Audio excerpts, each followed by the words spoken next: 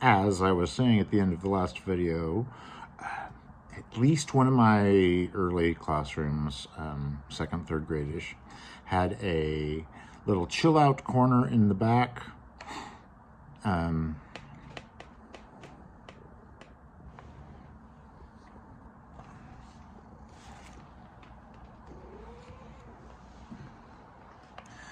The classroom had a little chill out corner in the back, one which I don't even remember what that was called.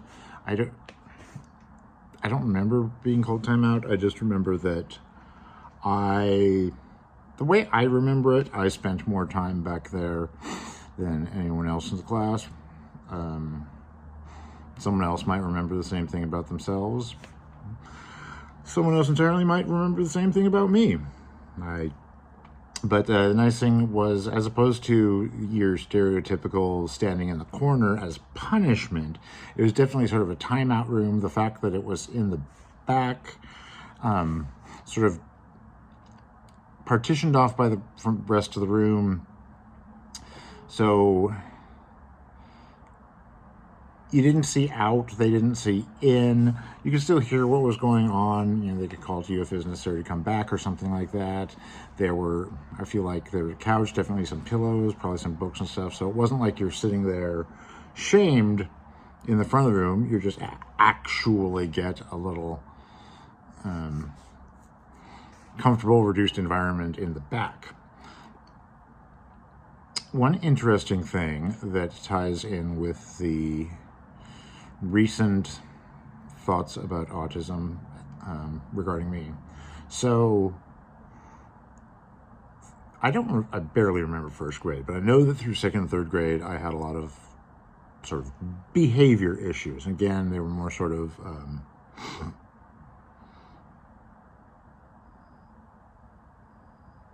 as I think I said before, I don't remember the word meltdown ever being used, but in retrospect, it looks a lot like that. It wasn't that I was misbehaving in the sense of acting out. I just didn't have the kind of emotional regulation, sensory regulation, that sort of thing. So, you know, freaked out a lot, spent a lot of time in the timeout, you know, whatnot. And when I went into, and I ate a peanut butter sandwich every day for lunch, like a lot of kids do, like adults do. But for some reason, as I entered fourth grade, I decided I was going to eat lunch meat sandwiches, because that would be the more mature thing to do. I wasn't some little peanut butter kid anymore. I was going to eat, you know, lunch meat sandwiches like a mature person who eats lunch meat sandwiches. I don't know. Seems kind of silly now, especially now that I'm a vegetarian, but that was the thing. And also that year, as I was going into fourth grade, I just didn't have the kind of emotional behavioral outbursts that I had before then. And it seemed like, oh, I am older, I'm more mature, I've outgrown some kind of behavioral phase, so that's all good. And then at some point, I'm not even sure how long it's the year, at some point, my mom ran out of lunch meat for sandwiches. She made me a peanut butter sandwich for lunch. I ate the peanut butter sandwich for lunch.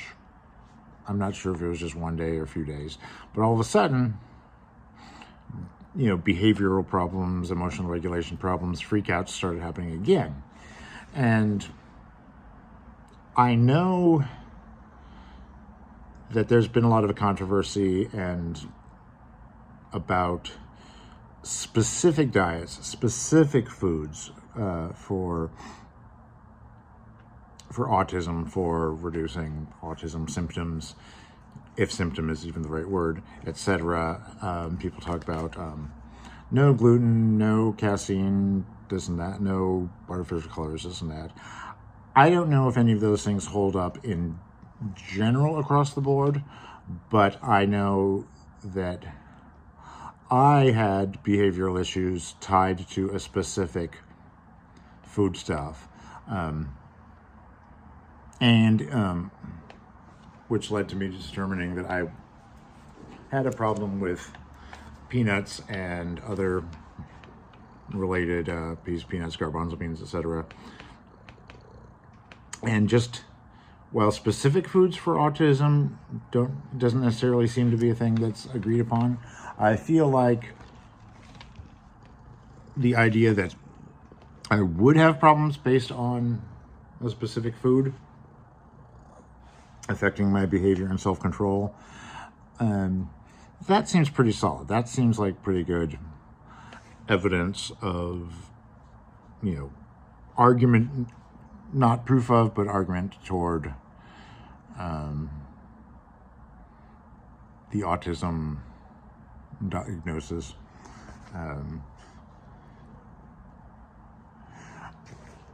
I often ask myself, as other people who were not diagnosed young, ask themselves, would it have been better to have been identified, diagnosed at an early age?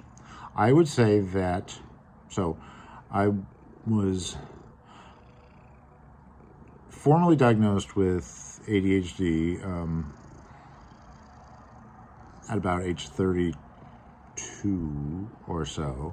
And then just in the last year, when I was 49, I had the thought that, hey, these things I see in myself really seem like what gets called autism. Gonna have to see if the purring drowns me out entirely in this video.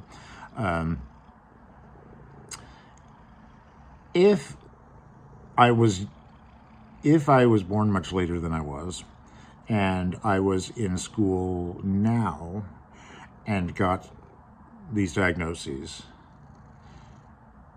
that might easily have been better for me than the education I had.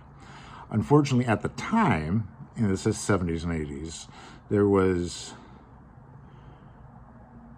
so little understanding of ADHD and even less of autism, the forms autism takes.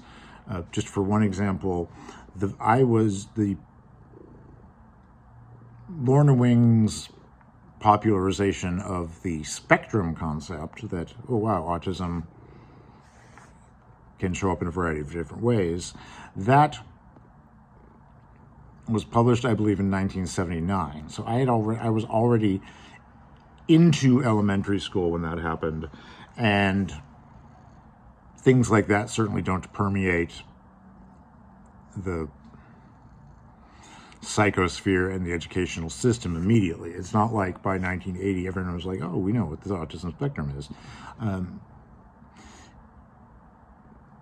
If I had been diagnosed as a child with either of these things, the options available to me at the time were definitely not better than what I had education-wise, and might not have been better for me than the standard default schooling I would have gotten had my parents not made sure I got into certain schools, certain classes, and whatnot. So while it might have been nice to know about these things before my 30s, 40s, into 50s, which I am now 50,